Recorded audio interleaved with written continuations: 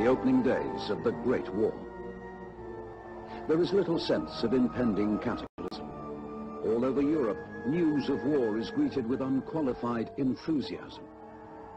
In all the warring nations, the emotions of militant nationalism are given free rein.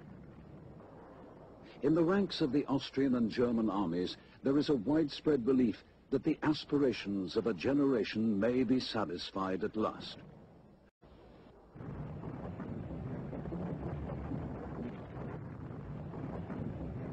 To the frontline soldiers of the imperial armies, the teachings of the Austrian clairvoyant Guido von List are an inspiration.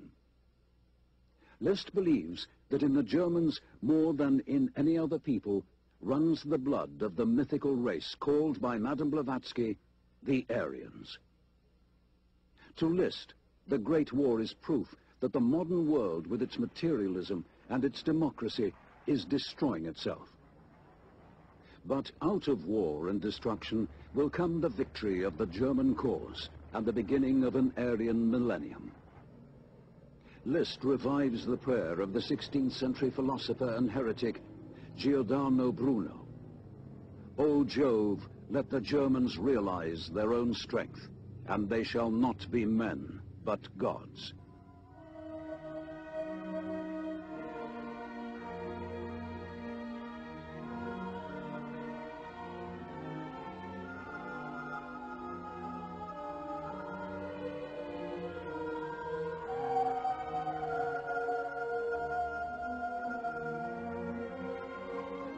Like Aleister Crowley and Madame Blavatsky, List's psychic researches have led him to believe in the existence of a hidden elect.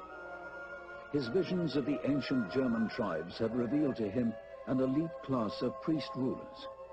List calls it the Armannenschaft. The role of the Armannenschaft was to preserve the occult knowledge of the Germans' Aryan ancestors.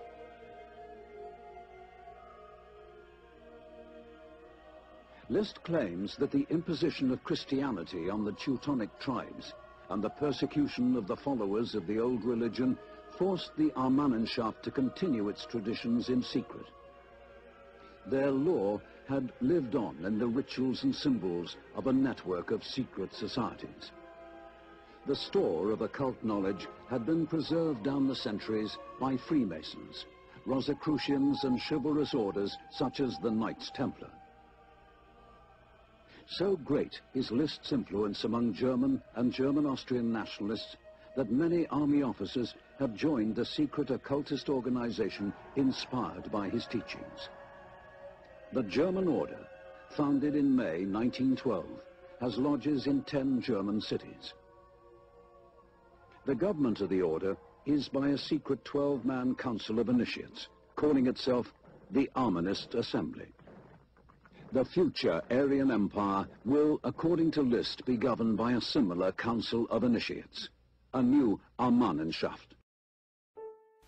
In the last part of the 19th and the first of the 20th century, there were many flourishing esoteric orders in Austria and Germany, which sought to establish and reborn the German identity and to reconnect the Volk with its repressed archetypes. One of the most significant of these orders was founded in Germany in 1912, the German Order. From this sprang the Thule Society, whose driving force was Rudolf von Bettendorf, who had been schooled in occultism, Islamic mysticism, alchemy, Rosicrucianism, and much else in Turkey, where he had also been initiated into Freemasonry.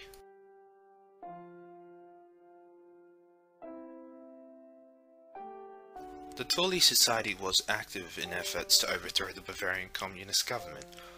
Thule served as the recruiting and political action front in the German Order.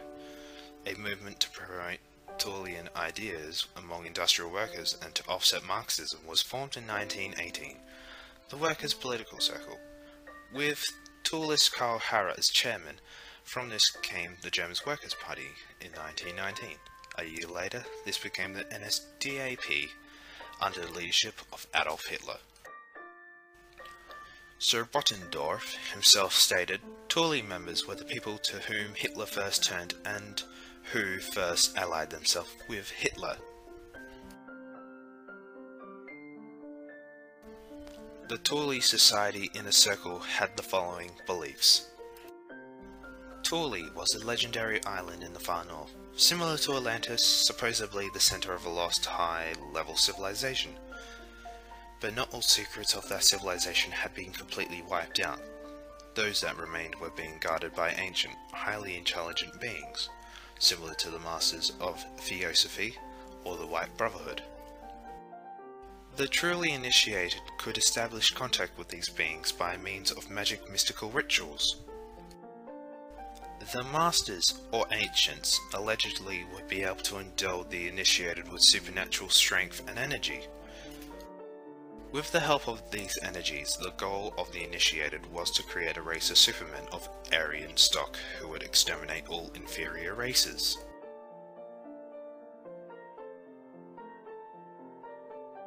After the Bavarian Communist Revolution of 1980, the Thule Society became the center of counter-revolutionary subculture. An espionage network and arms cases were organized. The Thule club rooms became the nest of resistance to the revolution and the Munich Soviet Republic. Journalist Karl Harrer was given the job of founding a workers' circle.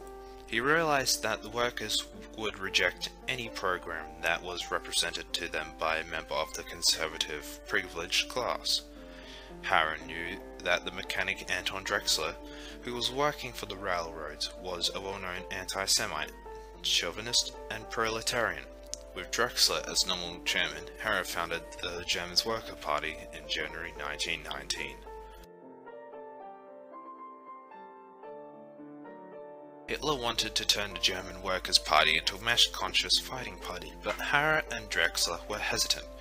Due in part to their woeful financial situation, the Thule Society was not yet supplying very much money and no one else seemed to know how to build up a mass party. Hitler arranged 2 public meetings in obscure beer halls, and he drafted leaflets and posters, but there was no real breakthrough. All of this changed dramatically at the end of 1919, when Hitler met Dietrich Eckart. Most biographers have underestimated the influence that Eckart exerted on Hitler, who was the major intellectual influence on Hitler in the early years, and he had aided their propaganda effort. He was the wealthy publisher and editor-in-chief of an anti-Semitic journal. Eckart was a committed occultist and a master of magic. As an initiate, Eckart belonged to the inner circle of the Thule Society as well as other esoteric orders. The German Workers' Party was only one of the many associations founded and controlled by the Thule Society. The Thule was the mother to the German Socialist Party, led by Julius Streicher, and the right-winged radical Oberlin Free Corps. It published the Munich Observer, which later became the National Observer. Hitler became the most prominent personality in the party. He caused Harrer to drop out, and he pushed Drexler, the nominal chairman, to the sidelines. He filled key positions with his own friends from the Thule Society and the army. During the summer of 1920, upon his suggestions, the party was renamed the National Socialist German Workers' Party, the NASDAP. The new name was intended to equally attract nationalists and proletarians. To go along with the new name, his mass movement also required a flag with a powerful symbol. Among many designs under consideration, Hitler picked the one suggested by Thule member Dr. Krohn, a red cloth with a white circle in the middle containing a black swatch sticker. The Thule Society was of influence on Hitler and other leading Nazis is not a question by serious historians and biographers. The latter was supposedly founded by a professor of geography at the University of Munich, Karl Haushofer, the leading scholar and exponent of geopolitics, but actually a man deeply troubled by how gingerly the Nazis hijacked his theories and used them to their own nefarious effects as rationalization for territorial expansion at the expense of the Slavic peoples in Eastern Europe.